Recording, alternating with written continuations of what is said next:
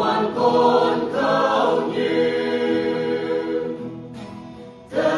hậu thế vì thâu cư vì ta là nè này con cư nghe phải văn ngày ở ta sông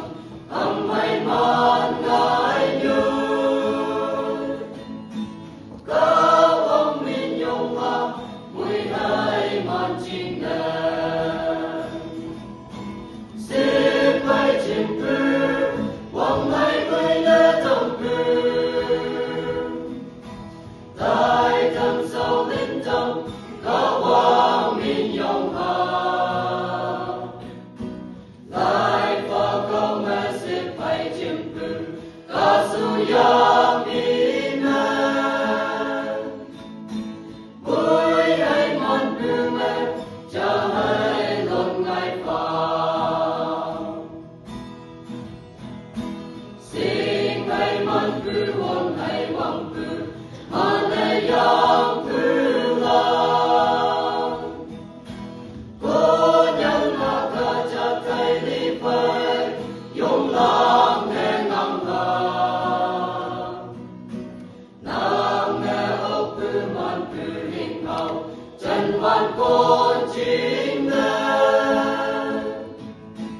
khi tay âm mây phây sâu nhi thế tay hà xin phải chìm cư vòng hai mươi để dòng cư tại thầm sâu đến tâm cao quang minh nhung hà lại và câu mẹ sẽ phải chìm cư ca su ya mi mẹ vui hay ngoan cư mẹ cha hay luôn ngày phà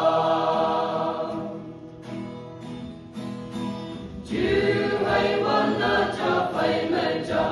chạy lại yên hai nào ta ta ai yên nào vòng chạy xe cha ơi luôn ngày nào sẽ phải sao cứ mẹ ta em nào nên mẹ ta vinh nào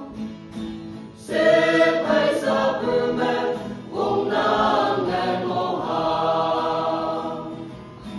sẽ phải chìm cư vòng hai người để trong cư tại thầm sâu đến tâm cao quang minh nhung hà